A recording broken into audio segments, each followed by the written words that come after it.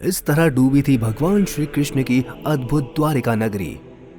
दोस्तों, भारत से जो जुड़े हुए समुद्र है वो अपने अंदर कई रहस्य समेटे हुए हैं। समुद्र के अंदर ऐसी कई रहस्यमयी चीजें दबी हुई हैं जिसके बारे में किसी को नहीं पता है। कुछ सालों पहले एक ऐसे ही जगह की खोज की गई जिसके बारे में जानकर आप हैरान हो जाएंगे। हम बात कर रहे हैं अद्भुत द्वारिका नगरी की। द्वारिका को 7 सबसे प्राचीन नगरों में से एक माना जाता है। बाकी और जो 6 हैं उनके नाम मथुरा, अयोध्या, काशी, हरिद्वार, अवंतिका और कांचीपुरम है। द्वारिका गुजरात के कठियावाड़ क्षेत्र में अरब सागर के द्वीप पर स्थित है। इस नगरी का धार्मिक और ऐतिहासिक महत्व है। भगवान श्री कृष्ण की मृत्यु के बाद ऐसा क्या हुआ था कि पूरी द्वारिका नगरी समुद्र में डूब गई? तो आज के इस वीडियो में हम आपको बताएंगे कि किस तरह और क्यों डूबी भगवान श्री कृष्ण की अद्भुत द्वारिका नगरी। आपको इस वीडियो में सब जानने को मिलेगा, तो स्किप न करके वीडियो को लास्ट तक देखिएगा। तो चलिए शुरू करते हैं। पौराणिक कथाओं के अनुसार भगवान श्री कृष्ण का जन्म मथुरा में हुआ था और उनका बचपन गोकुल में बीता है। मामा कंस का वध करने के बाद सभी यदुवंशियों के साथ श्री कृष्ण भगवान ने द्वारिका नगरी बसाई।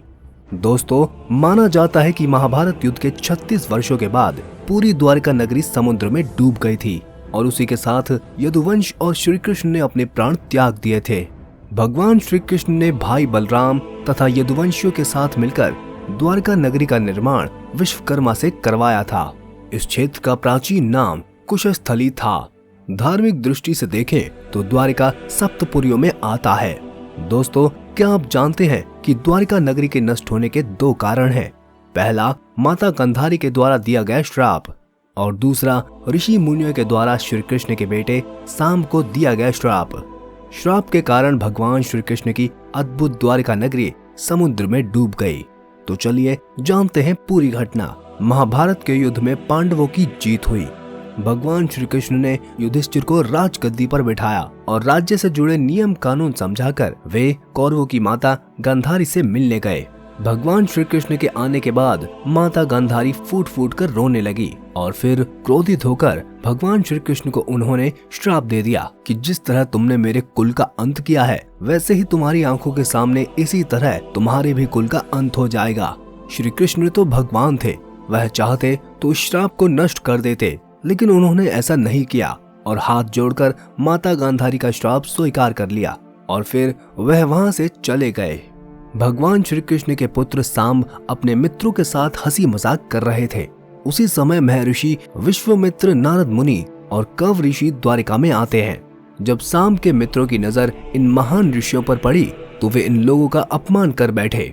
इन्होंने सांब को एक महिला के वेश में तैयार किया और महर्षि विश्वामित्र तथा कव ऋषि के सामने पहुंचकर उनसे बोले, यह स्त्री गर्भवती है, आप देखकर बताएं कि इसके गर्भ में क्या उत्पन्न होगा। दोनों ही ऋषि युवकों के इस मजाक पर बहुत ज्यादा गुस्सा होते हैं और वे कहते हैं कि इसके गर्भ से एक मूसल उत्पन्न होगा जिससे तुम जैसे दुष्ट, अभज्ञ और क्रूर लोग अपने समस्त कुल का अंत कर देंगे। भगवान श्री कृष्ण और बलराम के सिवा सभी लोगों पर मूसल का प्रभाव पड़ेगा। इस घटना का पता चलते ही श्री कृष्ण ने बोला कि यह ऋषि से मिला हुआ श्राप है जो कि जरूर सत्य होगा और अगले ही दिन भगवान श्री कृष्ण के बेटे सांब ने एक मूसल उत्पन्न किया।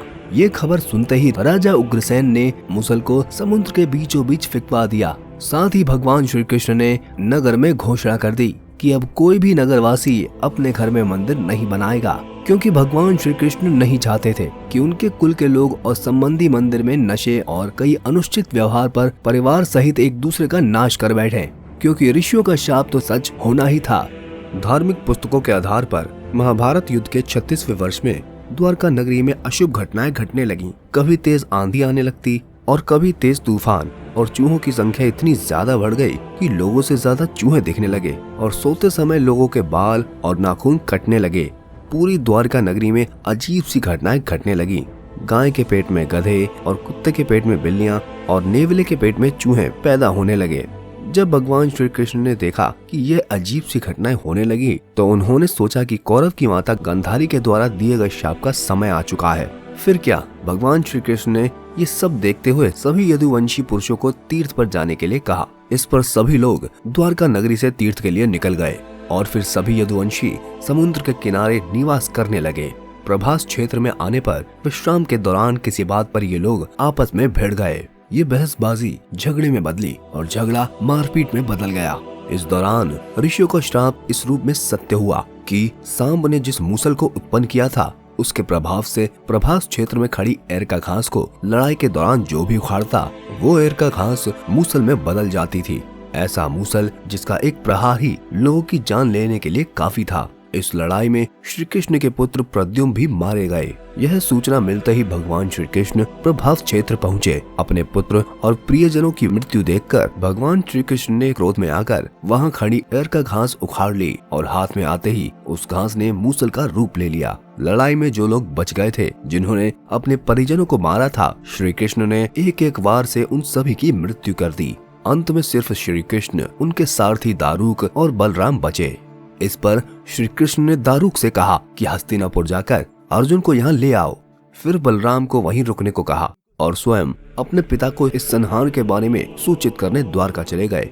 भगवान श्री कृष्ण ने वासुदेव जी को इस संहार के बारे में बताया और कहा कि जल्द यहाँ अर्जुन आएंगे। आप नगर की स्त्रियों और बच्चों को लेकर अर्जुन के साथ हस्तिनापुर चले जाइए। जब भगवान श्री कृष्ण वापस प्रभास क्षेत्र में आते हैं तब वह देखते हैं कि बलराम जी ध्यान कर रहे हैं। भगवान श्री कृष्ण के पहुंचते ही उनके शरीर से शेषनाग निकले और समुद्र में चले गए। अब श्री कृष्ण इधर उधर घूमते हुए अपने जीवन और माता गांधारी के श्राप के बारे में सोचने लगे और फिर एक पेड़ की छाव में भगवान विष्णु के रूप में बैठ गए। इसी समय जरा नामक एक शिकार कर रहा था और जब उसने एक हिरन पर बाण चलाया तो वो उसको न लगकर भगवान श्री कृष्ण के पैरों में आकर लगा, जिसने दूर से उनके पैर के अंगूठे को हिरन का मुख समझकर बाण चला दिया था। जब वह शिकारी शिकार उठाने पहुंचा तो श्री कृष्ण को देखकर क्षमा मांगने लगा। भगवान श्री कृष्ण ने उसे आश्वासन देकर देह त्याग दी और फिर भगवान श्री कृष्ण परम धाम चले गए, जहाँ पर कई ऋषि मुनियों ने और देवताओं ने उनका भव्य स्वागत किया। अर्जुन ने द्वारका पहुंचकर वासुदेव जी से कहा कि वह नगर के बचे सभी लोगों को हस्तिनापुर चलने की तैयारी का आदेश दें। फिर अर्जुन ने प्रभास क्षेत्र जाकर सभी यदुवंशियों का अंतिम संस्कार किया। अगले दिन वासुदेव जी ने प्राण त्याग दिए। उस पर उनका अंतिम संस्कार कर अर्जुन सभी महिलाओं और बच्चों को लेकर द्वारका से निकल गए। जैसे ही उन लोगों ने नगर छोड़ा और उसी समय भगवान श्री कृष्ण द्वारा बनाई गई अद्भुत द्वारिका नगरी समुद्र के बीचों बीच डूब गई। इसके बाद 2005 से 2007 में भारतीय पुरातत्व सर्वेक्षण के निर्देशन में भारतीय नौसेना के गोताखोरों ने समुद्र में समाये द्वारका नगरी के कुछ भाग को खोज निकाला, जो इस पौराणिक कथा को सही साबित करता है। गोताखोरों की टीम को 560 मीटर लंबी द्वारका नगरी की दीवार भी मिली और कुछ पुरानी वस्तुएं और बर्तन भी मिले, जो कि बहुत ही पुराने हैं। इन लोगों का यह मानना है कि यह डूबी हुई नगरी 9000 वर्ष पुरानी है। तो दोस्तों, भगवान श्री कृष्ण की अद्भुत द्वारका नगरी कैसे डूबी, इसके किस्से के बारे में आपको जानकर कैसा लगा, कमेंट सेक्शन में हमें कमेंट करके जरूर बताएं। और साथ ही वीडियो पसंद आया हो तो लाइक करें, शेयर करें और चैनल को सब्सक्राइब करके बेल आइकन प्रेस करना ना भूलें। तब तक के लिए धन्यवाद।